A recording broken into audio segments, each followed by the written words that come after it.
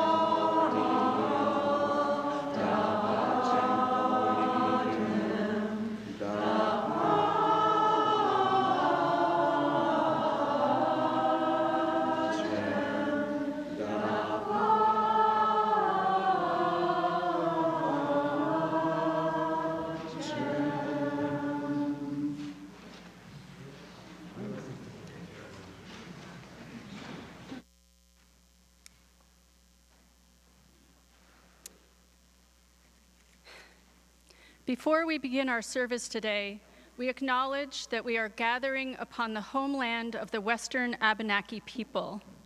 We express gratitude for their traditional and ongoing stewardship of the lands and waters, and we offer respect to the elders, both past and present.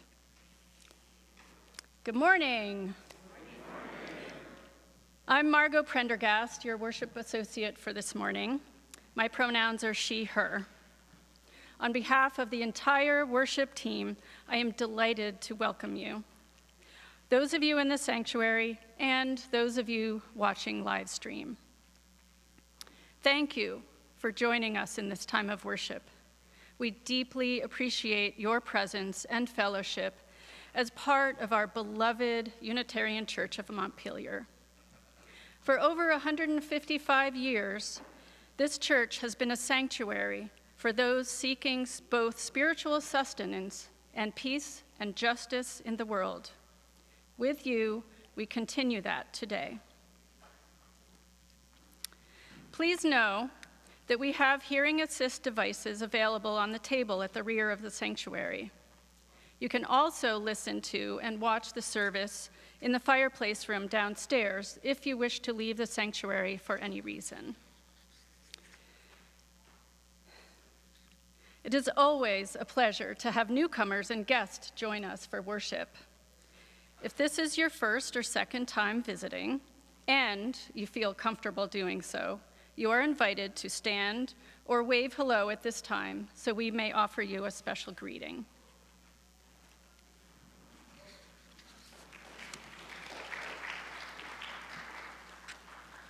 Thank you. We're glad you're here. Any of you who are newcomers to our congregation and worship service are invited to fill out our welcome form available at the hospitality table in the vestry during coffee hour so that we may connect with you more fully. We would love to have you join us for coffee hour immediately following the service to offer you a more personal welcome. Now, we can all join in the welcoming by taking a few moments to turn to your neighbor in the pews and share a few words of greeting.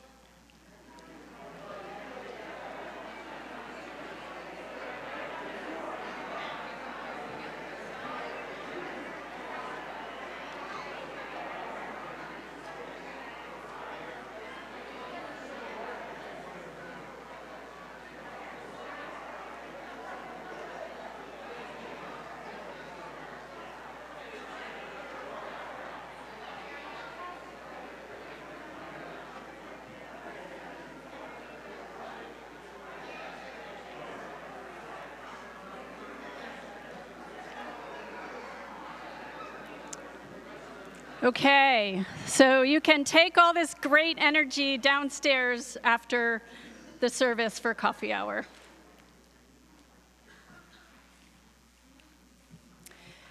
If you are interested in attending any of our chalice circles, you can sign up on our website. And if you have any questions, Vertus Robinson will be downstairs to answer any of your questions after the service. And for other ways that you can connect and serve with the community, please consult the weekly e-news. And now, let's take a deep breath.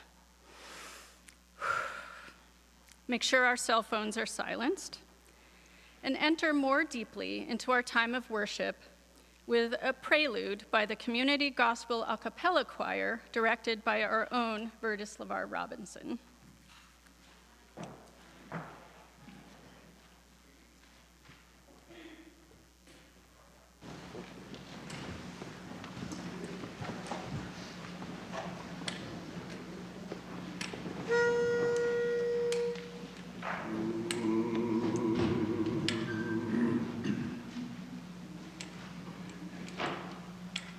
There's a fire in my heart, there's a fire in my heart, there's a fire in my heart, there's a fire in my heart, there's a fire in my heart, there's a fire in my heart, burning for peace. There's a fire in my heart, there's a fire in my heart, there's a fire in my heart, there's a fire in my heart, there's a fire in my heart, there's a fire in my heart, burning for peace.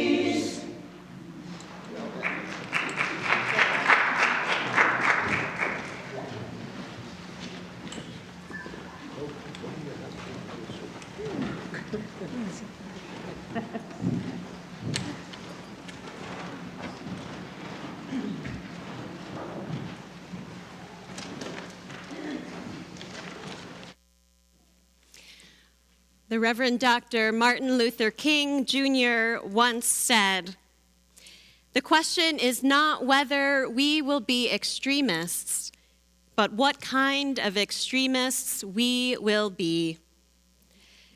Will we be extremists for hate or for love? Will we be extremists for the preservation of injustice or for the extension of justice?" And so it is. We come together to encourage one another towards the extremes, not of hate or injustice, but of love and justice. We come together to dream boldly and act courageously. We come together to build up peace, joy, love, and strength.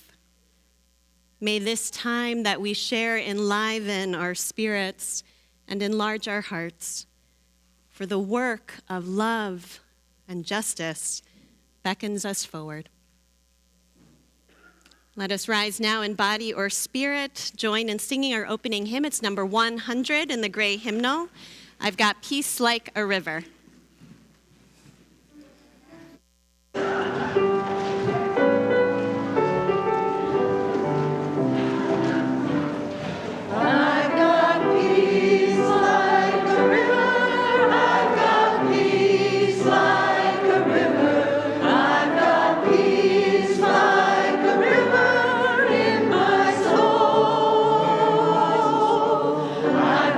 Peace like a river.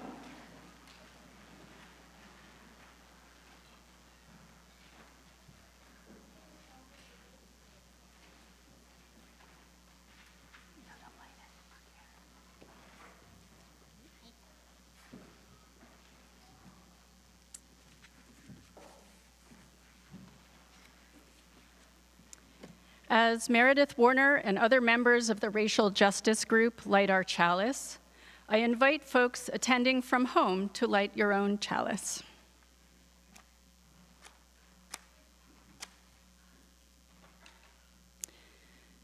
In words by Joan Johnson Lewis, as we light our candles this week, we imagine the lights that shine within each of us. We each have intention. We each have experience. We each have thoughts. We each have feelings. And we each have wisdom. May these candles remind us to be in touch with those best and most unique lights of our own being, and to bring them into this room today and into all that we do in the world.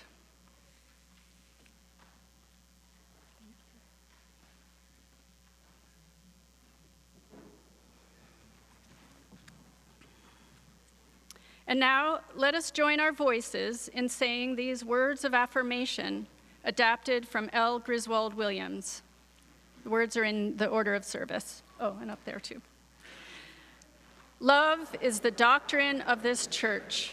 The quest for truth is its sacrament, and service is its prayer.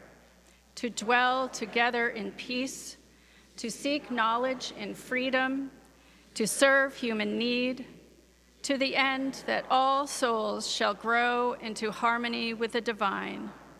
Thus do we covenant. And at this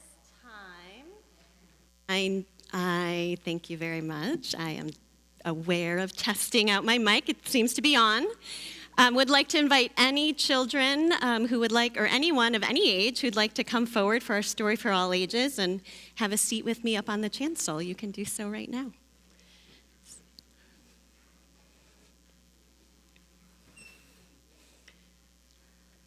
Good morning. Welcome. Nice to see you this morning. Great to see all your faces. You can be at whatever distance you'd like. I welcome you to come a little closer if you want.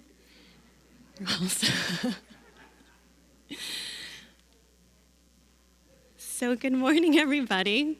You made such a nice arc. Wow. Okay. So I want to tell you a story of something that happened about 60 years ago or so. And this would have been when many of your grandparents were children, or maybe a little bit younger or a little bit older. And these events took place in somewhere called Birmingham, Alabama. Are any of you familiar with Birmingham, Alabama? Have any kind of connections, maybe, or out in our pews? You know where it is. Yeah, so it's south of here, several hundred miles south. And one of the people who was involved with these events I'm going to tell you about is named Janice Kelsey, and she's still alive. This is a picture of her. What's that one? Yeah, those are hers. So if you want to see a picture of Janice, I'm gonna hand that to you, and you can pass it around if you'd like. So Mrs. Janice Kelly still lives in Birmingham today. That's where she was born and she grew up.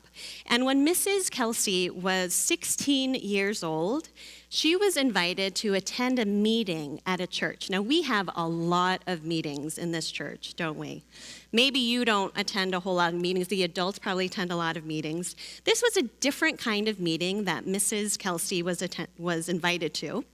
This is a photo of Mrs. Janice Kelsey when she was around that age. In this photo, she's, I think, 12, but she was 16 when she was invited to this meeting. That's her back then. And 16-year-old Janice joined hundreds of other students about her age, some were a little bit younger and some were older, at this meeting where they listened to someone named Reverend James Bevel. And Reverend Bevel was a minister like me. He was part of the civil rights movement, which was trying to change some unjust laws of that time that treated black people differently than white folks. And he was dressed not in a minister's robe and stole. He had on denim overalls and a beanie cap. And he stood before all of these students gathered in a church sanctuary, and he started to ask them some questions. First, he asked whether any of them took typing classes at their school. And this is the thing, I don't know if they still teach these kinds of classes at school. Maybe they do, where you would practice typing words, and they practiced on something called a typewriter, which maybe a few of you have seen a typewriter, but maybe not. It's sort of like a computer, but different. And so Reverend Bevel asked if any of them took typing classes, and Janice shot her hand up. She raised her hand. She said, "Yep, I do." And Reverend Bevel asked him, "Well, how many typewriters do you have at your school?" She said, "One, and I practice on it, and I am a very good typist." "One," he asked. "Well, do you know how many typewriters they have at Phillips High School?" That was a different high school than Janice went to. Phillips High School only allowed white students to attend. And she didn't know, but Reverend Bevel informed them that they didn't have just 3 typewriters, but they had 3 different rooms that were all filled with electric typewriters. And Janice thought to herself, well, that's not fair. She only had 1 typewriter at her school.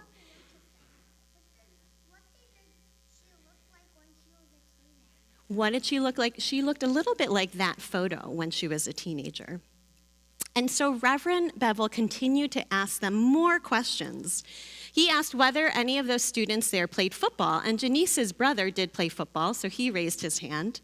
And Reverend Bevel asked them if they had noticed that at their high school, the helmets that they received were always colored blue and white, even though the school colors were green and gray.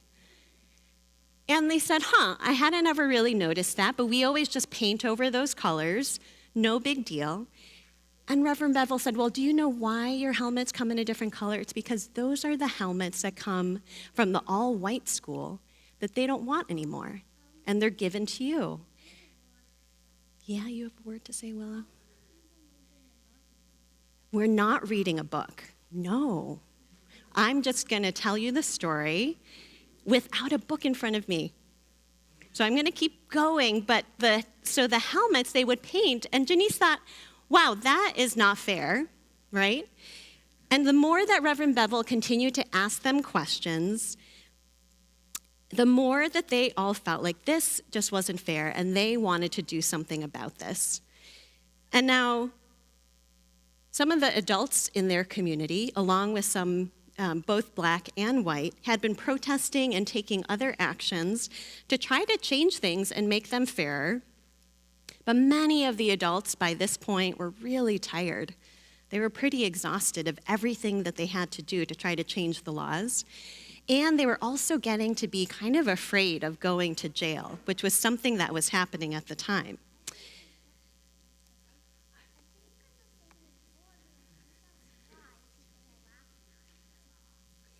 Oh, you know what? I don't think they're laughing at you, Willow. I think they're just trying to listen intently to what you have to say. They know that what you have to say is really important. And I think what you have to say is really important too. And I would like to finish my story though. So we're just going to go through the story and then hear more during Children's Chapel, okay? Okay.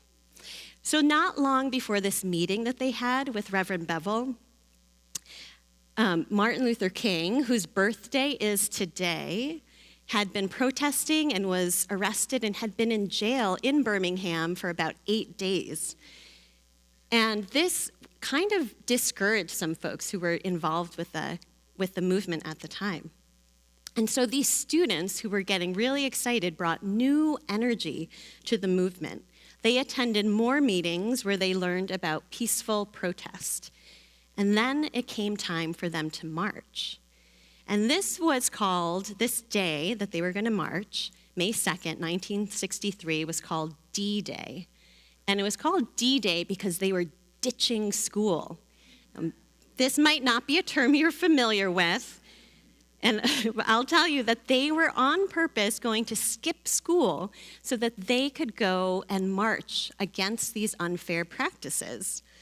And so, hundreds of students, some as young as age 7. Are any of you age 7 or around age 7? A few of you, yeah. Yeah, that's pretty close. So some of these children were as young as you are, and they gathered at the 16th Street Baptist Church, and they sang songs, and they became more energized to go and do this march.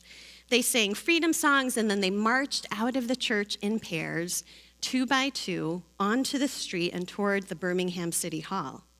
And there are a few pictures from this march that I will show you.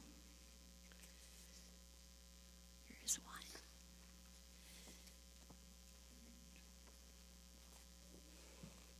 Here you go. Someone asked I think I heard someone ask if I was there. No, I was not even born yet. So these children marchers didn't get very far before police officers stopped them, and the students were told that they were breaking a law, that they weren't allowed to be on the street like that, and if they continued to be on the street, they would be arrested. The students were prepared for this, though. They knew that they were breaking a law, and they were doing this because there were so many unjust laws that they wanted to raise awareness about. And soon there were vehicles that showed up to bring the children to jail. And all throughout this, Janice and the other students remained peaceful. They got into the back of the truck and they went off. But this wasn't the end of the children's crusade. While hundreds of them were arrested on that first day, hundreds more showed up the next day and the next day and the next day. As the marches continued, the response of the police officers only got worse. There was a local police commissioner by the name of Bull Connor, who I think many people here have heard of, and he was especially known for how harshly he treated those who were involved with the civil rights movement. And law enforcement used fire hoses and really aggressive dogs to intimidate the students, and more of them were arrested and put in jail. But there were so many of them that the police had to use school buses, which they otherwise hadn't been allowed to ride, to transport them away. And now all of this started to get the attention of a lot of people, right? The adults were showing up. Reporters were showing up from all around the country to take pictures, to write articles, to do TV reports about what was happening. And the bravery of these children inspired so many people. People couldn't believe that children would be treated so harshly by adults and especially police officers. So the city officials in Birmingham felt a lot of pressure to meet the demands of these demonstrators. And eventually, they agreed to allow Black people and white people to eat together in restaurants. They allowed them to shop together in the downtown stores and to use the same restrooms, which they hadn't been allowed to do before. And these changes didn't happen all at once, but it was still a major victory and a step forward in the movement to end segregation and to achieve greater equality and justice. So Mrs. Janice Kelsey was only 16 years old when she decided to do something about injustice that she and her family and her friends and neighbors were facing. Her actions and the actions of all of those children show that people of any age, including you, can be courageous. It can help change things for the better. So thank you so much for listening to my story that I had to share with you and for listening so well. And it is now time for you and any other children who are in our pews to join your spiritual exploration teachers. Children in grades 1 to 5 will be in our upstairs children's chapel for the rest of the morning. Children in preschool and kindergarten will also head out this door, but then will be headed downstairs with their teachers, which is where You can find them, parents and guardians, after the service. And please do be sure to find your children who are in grades 3 or younger about 10 or so minutes after we end our service. And now let's join in singing our children and teachers out to their program.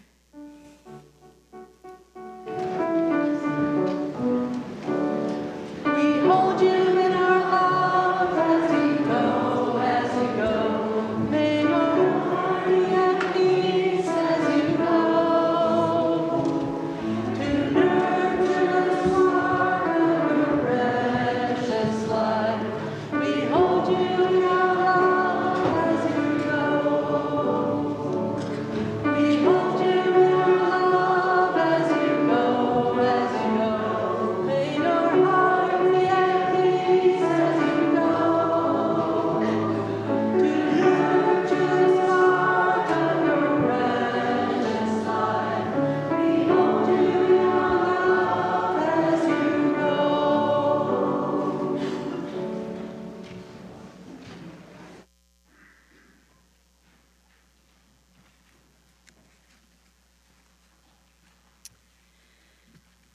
The act of giving is a spiritual practice as important as any other element in our shared time of worship. Our generosity is a form of love. Our gifts, freely given, help us to practice Unitarian Universalism within and beyond our congregation. Each month, through the UCM Community Pouch Program, we share part of our collection with an important church fund or a community organization aligned with our values. This month's Community Pouch recipient is the Unlikely Riders, a Vermont nonprofit organization supporting access to outdoor recreation for Black, Indigenous, and people of color. The other half will directly support the mission. Half of our cash offerings will go to Unlikely Riders. The other half will directly support the mission and ministry of this congregation.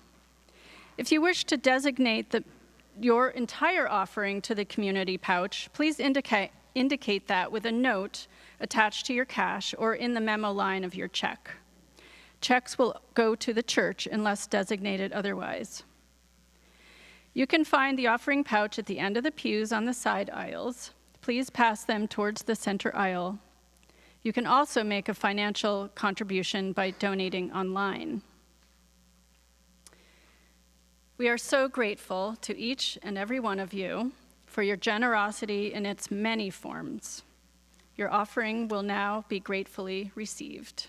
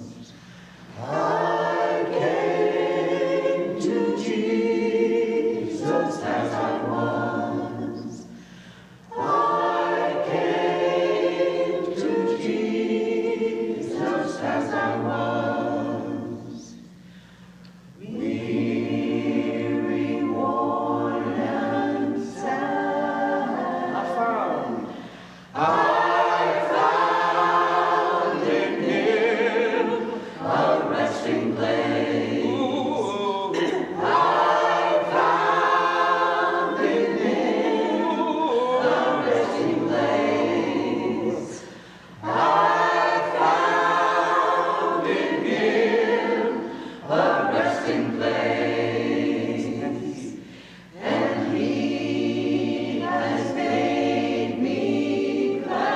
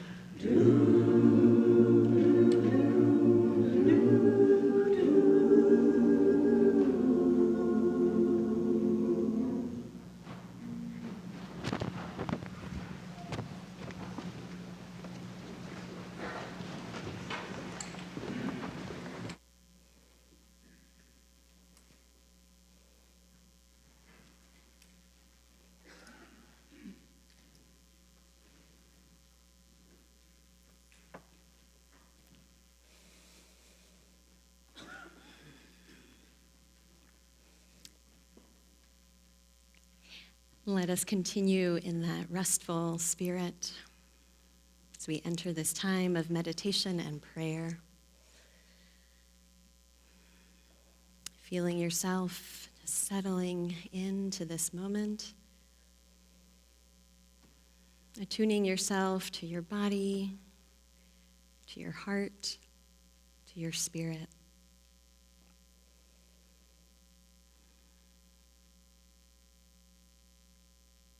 We acknowledge that we come into this time of worship this morning with many things, many people on our hearts. Let us call that to mind. Honoring whatever joy, whatever gratitude, whatever sadness, whatever grief, whatever loss is with us.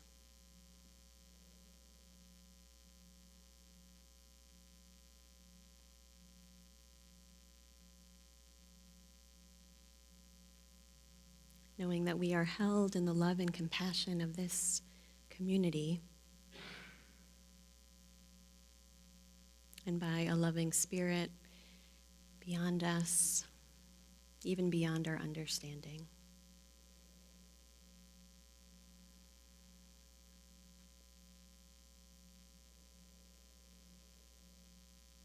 In the spirit of care, we offer each Sunday a member of our lay pastoral care team who is available in the sanctuary should you desire a listening ear.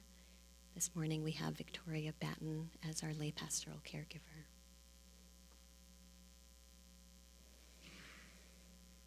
I invite you to take a few easy breaths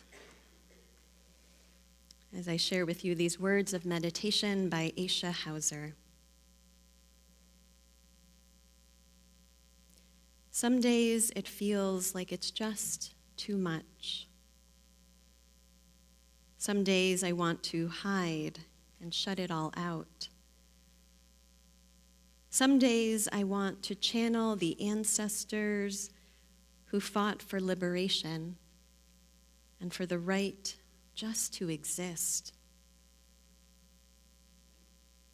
Every day I want to know when to speak up and disrupt injustice, even in the seemingly insignificant moments.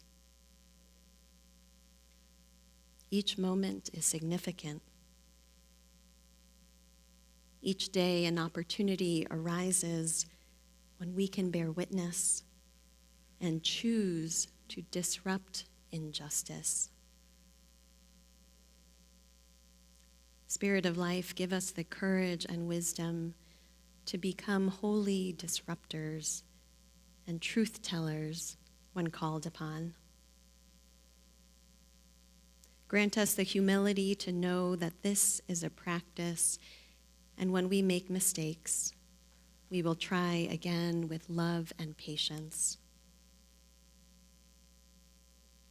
We are called to the caring and growing of souls, and we are all in this together. As people of faith who affirm the interdependent web of which we are all a part, we are called to become holy disruptors because we are all in this together.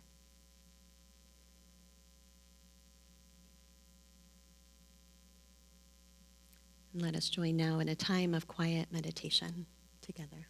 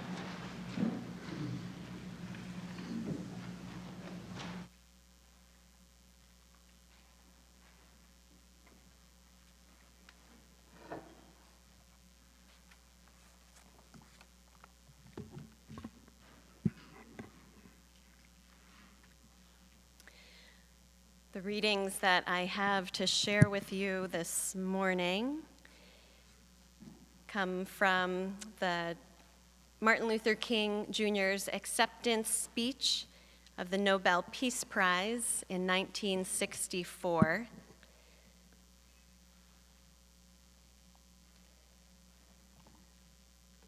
And I have kept intact all of his original language.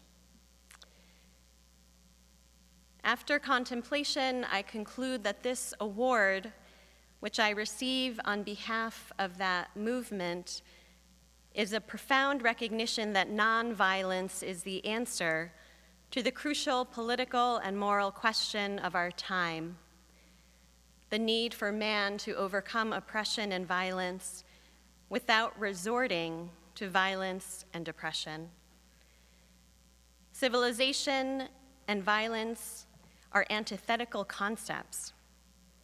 Negroes of the United States, following the people of India, have demonstrated that nonviolence is not sterile passivity, but a powerful moral force which makes for social transformation. Sooner or later, all the people of the world will have to discover a way to live together in peace and thereby transform this pending cosmic elegy into a creative psalm of brotherhood. If this is to be achieved, man must evolve for all human conflict a method which rejects revenge, aggression, and retaliation. The foundation of such a method is love. He continues, I believe that even amid today's mortar bursts and whining bullets, there is still hope for a brighter tomorrow. I believe that wounded justice, lying prostrate on the blood-flowing streets of our nations, can be lifted from this dust of shame to reign supreme among the children of men. I have the audacity to believe that peoples everywhere can have 3 meals a day for their bodies, education and culture for their minds, and dignity, equality, and freedom for their spirits. I believe that what self-centered men have torn down, men other-centered can build up. I still believe that one day mankind will bow before the altars of God and be crowned triumphant over war and bloodshed, and nonviolent, redemptive good will proclaim the rule of the land, and the lion and the lamb shall lie together, and every man shall sit under his own vine and fig tree, and none shall be afraid. I still believe that we shall overcome.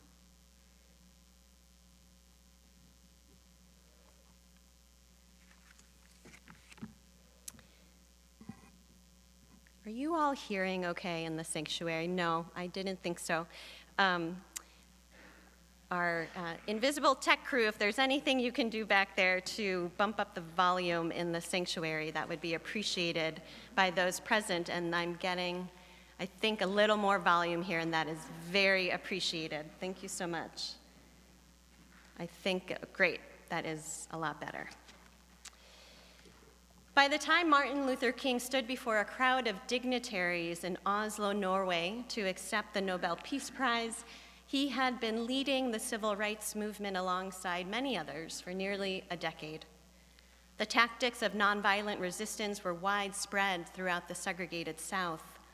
The story that I shared earlier of Birmingham's Children's Crusade was but one example of the persistent, nonviolent direct action that took place at the time. Thousands of people had been trained in and engaged in sit-ins, boycotts, demonstrations, and marches, some of you in this room included. Civil disobedience was deployed strategically to highlight the immorality of unjust laws. Our national and even global consciousness is forever imprinted with images of peaceful protesters being handcuffed, beaten, and then jailed. King was inspired by Mohandas K. Gandhi's methodology of nonviolence, satyagraha, translated as both truth force or love force. Gandhi was a young lawyer in South Africa when he first began to speak out against discriminatory laws in that colony. He drew upon the actions of Henry David Thoreau, Unitarian, who famously protested the 1846 Mexican-American War by not paying his taxes, and he was jailed for a night before a friend posted his bail. He wrote about this in his essay, Civil Disobedience, which was an inspiration for Gandhi. And Gandhi saw it fit to disobey South Africa's laws in 1906, which compelled registration of the colony's Indian and Chinese populations. Gandhi later wrote about that decisive year, saying, I had then to choose between allying myself to violence or finding out some other method of meeting the crisis and stopping the rot. And it came to me that we should refuse to obey the legislation that was degrading and let them put us in jail if they liked. Thus came into being the moral equivalent of war.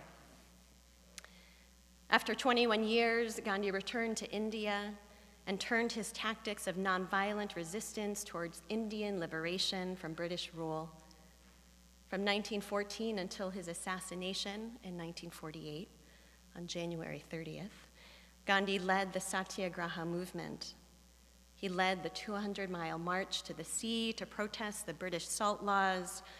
He later fasted while imprisoned to protest the creation of a separate electorate for so-called untouchables.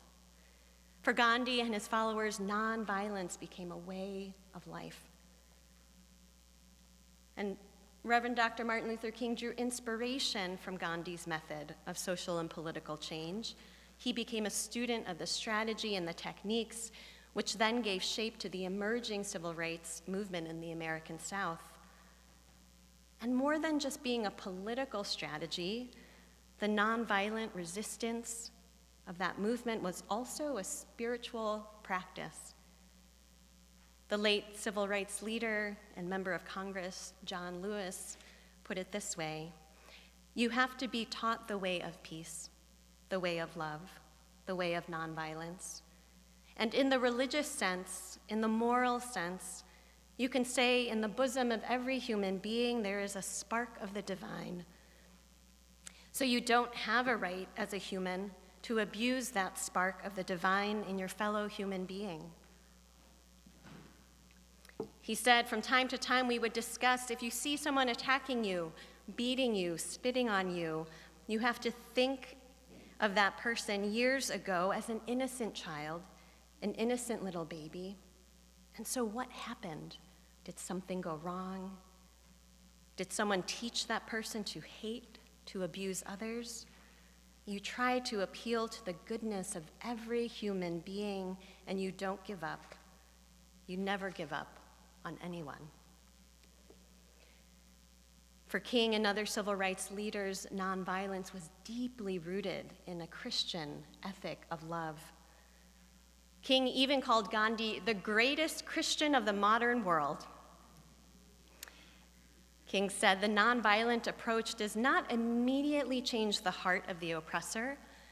It first does something to the hearts and the souls of those committed to it. It gives them new self-respect. It calls up resources of strength and courage that they did not know they had. And finally, it reaches the opponent and so stirs his conscience that reconciliation becomes a reality.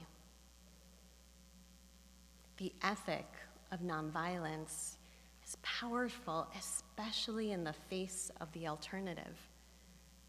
We are only 2 years out from an insurrection in our own nation's capital. Violent uprisings of anti-democratic extremists are emerging around the globe, as we saw just last week in Brazil. In light of these forms of attempted social change, nonviolent protest offers a stark and powerful contrast. Nonviolent tactics, and so nonviolent resistance is a spiritual practice. It requires spiritual discipline. But within the context of oppression and injustice, it is not spiritual practice for its own sake. The ethic of love at the center also animates a moral vision, a moral center. Nonviolent tactics of resistance and disruption have been used to move us closer to equality, to freedom, to racial justice, economic justice, an end to war. Beyond human rights, nonviolent resistance has also been used in environmental movements for protections of lands and waters and other species, all of it rooted in love. In today's movements for racial justice, the legacy of Dr. King and the civil rights movements continues to evolve, has not remained a static strategy or methodology or ethic.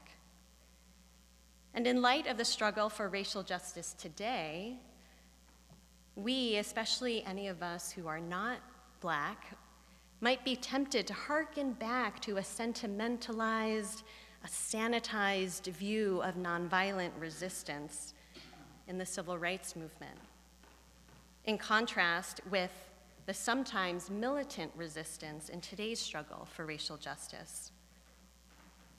In his final years of life, MLK was confronted himself with the growing Black Power movement and oppositions from leaders like Malcolm X, who took a more radical and militant stance in regards to achieving Black liberation.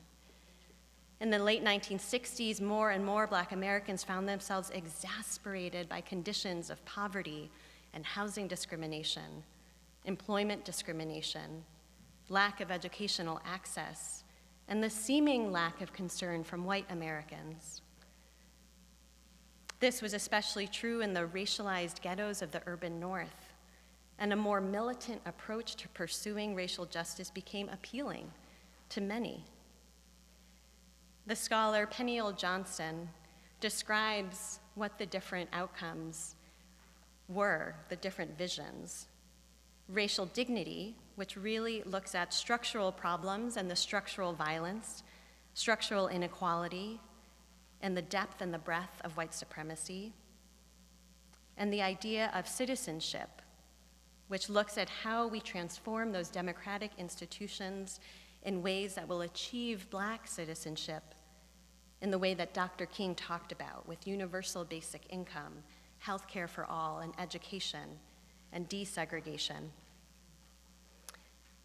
And while this debate started to emerge, Dr. King was witnessing entrenched and systemic racism in Chicago and other parts of the North up close. The Watts riot in Los Angeles also had an impact on his thinking. And towards the end of his life, King began to more fully acknowledge the depth of racism in America, as well as its interconnection with economic injustice and militarism. While he still asserted the necessity of nonviolent direct action to achieve full human rights and citizenship for Black Americans, King became also more pointed in his critique of the interlocking systems of racism, poverty, and militarism, which he called interlocking systems of evil. Peniel Johnson asserts that rather than being two figures who were locked in opposition to one another, Malcolm X, with his assertion of Black dignity by whatever means necessary, and Martin Luther King, with his assertion of Black citizenship through nonviolent resistance, were actually the revolutionary sides of the same coin, and that these sides began to converge in the final years of each man's life. Today, Johnson says that the Black Lives Matter movement brings together the critiques and the vision that were brought forward by these two strains of the Black freedom struggle. He says what's really extraordinary is that the Black Lives Matter protesters are protesting for radical Black dignity and citizenship, and they see that you need both. We've seen in that movement both nonviolent civil disobedience, but also very, very radical and militant denunciations of the existing status quo. Now, this both and approach might make some of us uncomfortable, not sure of how to bridge these seemingly oppositional stances. But as a religious community committed to dismantling racism and all forms of oppression, we live with that creative tension that emerged during Dr. King's lifetime and that continues today. We live with a legacy of nonviolent resistance that challenges us spiritually and morally to live out an ethic of love, and that must also live in tension with the cries of freedom that are alive in today's struggles for racial justice. What animates this creative tension is the ongoing struggle for freedom, for dignity, for autonomy, for citizenship, and a resistance to the violent systems that oppress, that harm, and that even kill. And so today, if we are to continue in the legacy of that freedom struggle, we must continue to root out destructive and oppressive systems of racism and poverty and militarism, and to replace them with the lived reality of love and justice and peace. We must be extremists for love and the extension of justice. We must find the spiritual center to hold fast to that journey. And let us do so with courage and with love. So may it be.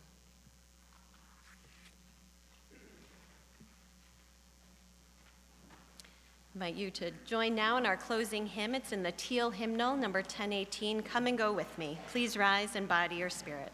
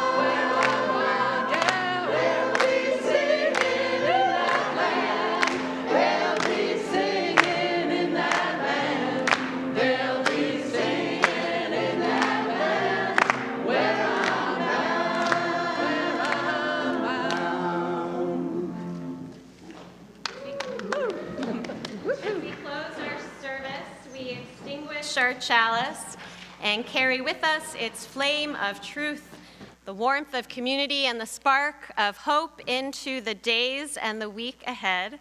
As we do so, please join me in saying our mission statement. We welcome all as we build a loving community to nurture each person's spiritual journey, serve human need, and protect the earth, our home. And let us go together from this place, joined in spirit and in conviction, to that land of peace, of justice, of singing, always singing. And we conclude our service with the postlude.